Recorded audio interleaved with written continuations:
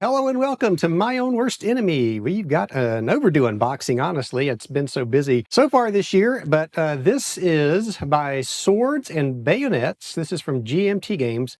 This is a game that this is one of my most anticipated games of 2025. I've really been waiting for this one to come out. Described as a great introduction to great battles of the American Civil War, which I own. Let me see. This is actually entry number 9 in that series. I own 3 others. Let's see if I can do this. I own Gringo, the Mexican War, which is one of the older ones. I think it's out of print, probably hard to find, but I bought a copy of that years ago. Glad I did, because I actually have it now. I also own Into the Woods, which is Shiloh, and Death Valley, which is the Shenandoah. I've got those 3, and now this one.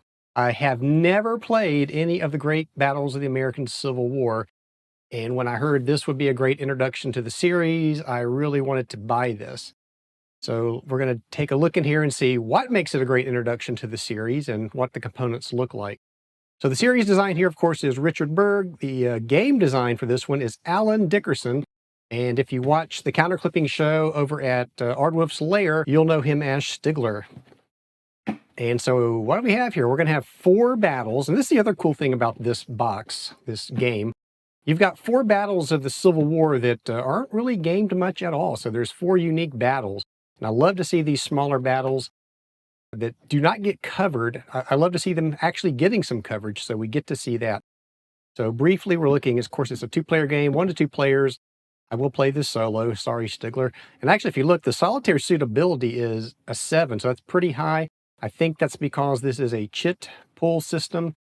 Complexity is 7, so everybody says this is a difficult system to learn. So difficulty 7, for me personally, I'm finding out, even as I get older, that these ratings seem a little bit higher than I think they should be, at least for me. I tend to, when I see something like that, think, oh my goodness, this is going to be a monster to learn, but it's not really the case for me. And I think sometimes we make a little bit too much out of complexity for some of these things. 4 hours to play, and then, of course, we'll look inside here to see. Look at the art real quick here. Developer, Bill Byrne. Scenario research and design, of course, was Alan Dickerson and Bill Byrne. I was looking for maybe some game map art information. Maybe that'll be inside the box. So let's go ahead and dig into this. The lid out of the way, and here's what we see on top. And immediately, and I'm seeing this more and more from publishers, GMT in particular, I think, but these are like hand-picked dice. Normally you just get like a black and a white or maybe 2 whites or something, but these are actually blue and gray. So we've got a little bit of Civil War theme happening, and I love to see that. And the first book, of course, is the examples of play. Let's get the books out of here first if we can. A series rule book, and that's pretty chunky there. What else is in here? Are there any other books in here? Let me take a quick peek and see. I'm not seeing any, so let's put that off to the side for a second. So it looks like we're going to get 3 books. We'll start with the series rule book. And now this is this is for the entire series. So this is kind of like when you get Battles of the American Revolution. You'll have a series rule book, and then you'll have the smaller battle book, which will have more specific rules to the scenarios that are in the box. So I'm assuming this is the latest edition. It says 2024 edition. This is not the anticipated simple rules for Great Battles of the American Civil War. I believe that will be released in the future at some point. Not sure when, but this is the complete rule book. So again, 44 pages, and it's described as a fairly complex system to learn. Now this is matte paper, but it's very easy on the eye, very easy to read. The font is not too small. A lot of good graphics in here, graphic artwork. Looks like there's some examples. But I'm just letting you see what the rule book looks like. And I do want to flip back here and look at the credits on this. And this would be for the overall system. So that's not quite what I was looking for. We're looking for specifically for the maps for this particular game. We do see the art director was Roger McGowan, the late, great Roger McGowan. And of course, he did some of the counters, whether he did the ones in this box, or they were maybe edited versions of something that Roger had done. I'm not sure. So that's the series rule book. We will now look at the battle book. And this is where I would expect to see, yeah, there they are. The scenarios are in here. And then if we flip through this, you can see that there's going to be some adjustments to the overall series rules. And that's what we're seeing here. And then you're going to get into the actual battles. And actually, and as you get into the battles, you're even going to get battle-specific rules. So you've got almost 3 layers of rules. You've got the series rules, and it looks like there may be some specific rules to consider for this boxed game set. And then as you dig down into the scenarios, more specific scenario rules. So that's not entirely unexpected. Again, this is a matte paper with easy to read fonts, and of course the really nice thematic graphic art in here. So that is good to see. There's Mill Springs. Like there's some weather in this. Here's setup information. Very nice books so far. I'm very happy with what I see. Boats off of New Bern. Rappahannock Station. And the thing that I love to see, designer's notes, and it's not just a paragraph or two. It looks like it is 2 full pages. Thank you, Alan, for that. That is much appreciated. It's always a good read. And I'm seeing this more and more too. I really like to see this because it's, if you lose a counter or something, or you think you're missing a counter, this is great to refer to. So this is nice to see in the book. And I'm flipping over this because now we're in the battle book specifically for By Swords and Bayonets. And this is what I wanted to look at. So you can see the game designers up there, Alan and Richard. The developer, research and design, we already went over that. Art director was Justin Martinez, and of course they're talking about the cover there. Okay, here we go. Map artist is Charles Kibler. The counters, Charles Kibler, and then these other people that I guess throughout the game series history is probably a combination of things that were designed along the way. All right, that is the battle book. And then finally we have, this is a very thick examples of play booklet. And I really like to see this. Looks like it is 32 pages. Really, it's 31 because that back page is blank. But let's see what's in here. Collected examples of play.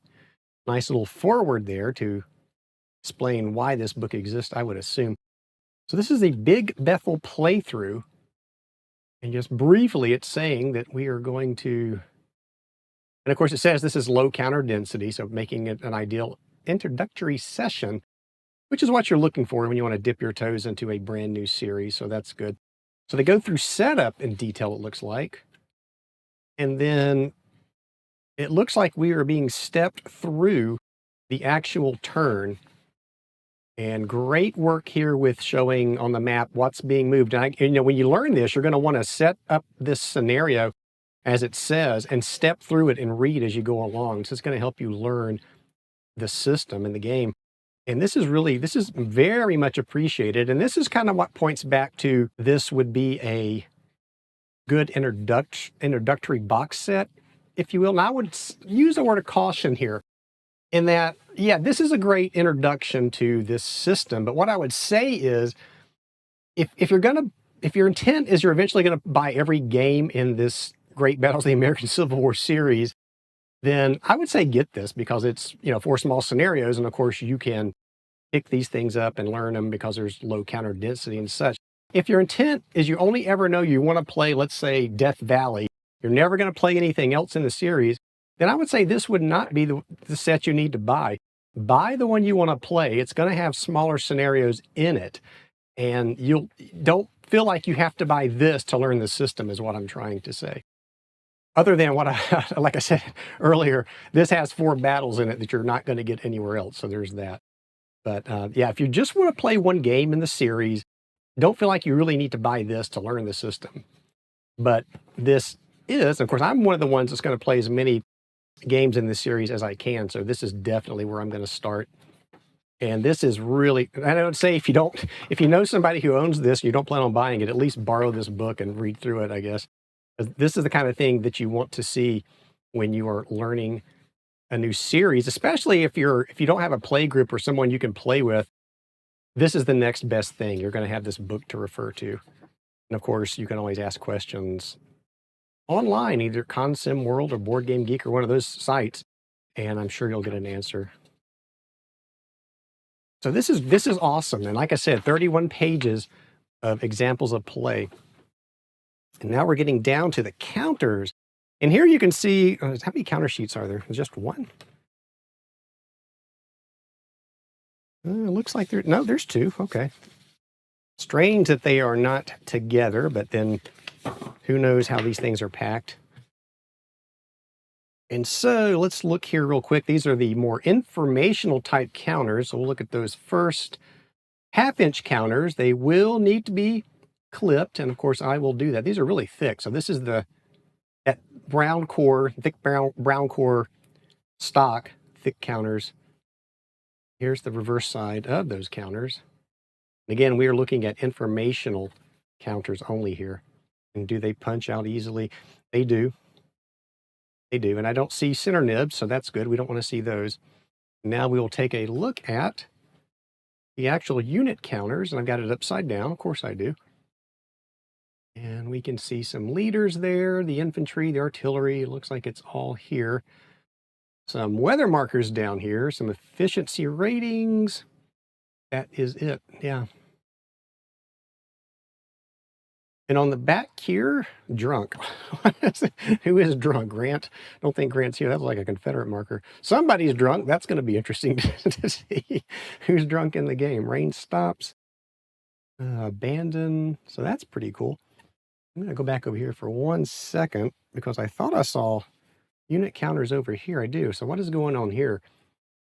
Why is McReynolds? Wait a minute. Ah. Interesting. Battles for the Shenandoah errata counter. Well, I have that game, so that's good. And then Into the Woods. I also have that one. So it looks like I've got some errata counters. So I'll have to remember to... Are there any more errata counters on here? I'll have to remember to go back and change out those counters in the other two games in the series that I own.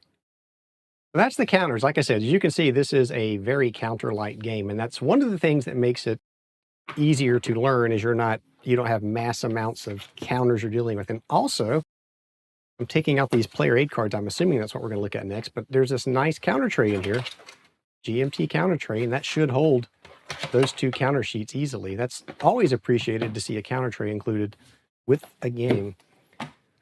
So what are we looking at here? These look like, so we'll go with the maps.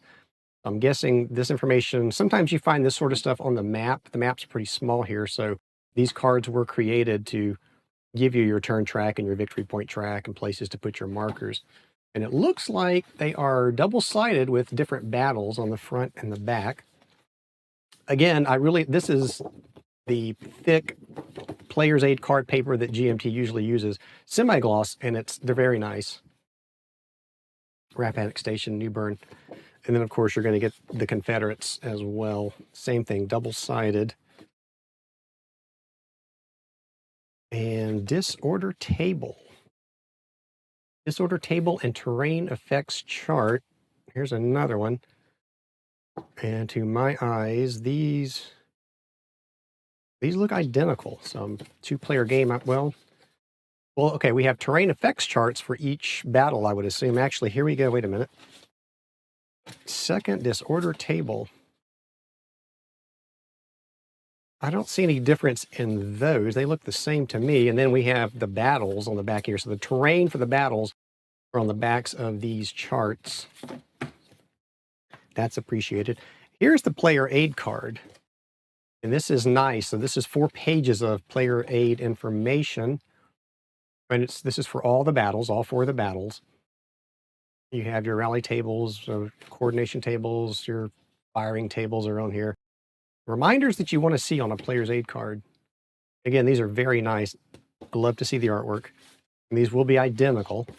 So that is appreciated. And then we get to the map. So let's get these cards out of the way. We'll take a look at the maps. See how Charlie Kibler did with the map. And I can tell you right now, just from as I unfolded, he did a great job. So this is Big Bethel. It looks like you get the terrain effects chart on there again. And I was going to say this looks like maybe a place to put order of battle counters or something, but it looks like it's just artwork. There are some grids there though, so I wonder if you could use this for counters. The last charge of the 5th New York Infantry Regiment. Cool. So I'd love to see the artwork on the map like that. There's definitely room for it. I'm going to put it this way because it looks like the hex numbers are at the top. So if I were going to play this on the channel, which I will, stay tuned. And yes, Stigler, I will play this solitaire. All I ask is that you bear with me and watch me play it and help me learn the rules and correct the mistakes I make.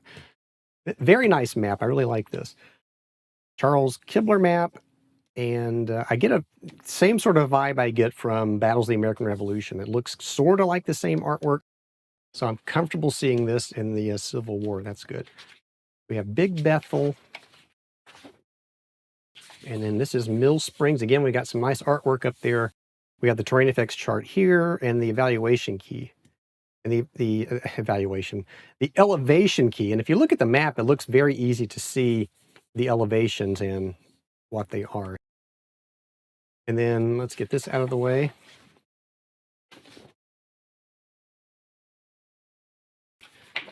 Here we have New Bern, which looks like a lot of woods. And I don't know very much about these battles, so it's going to be interesting to read up on them before I play the scenarios.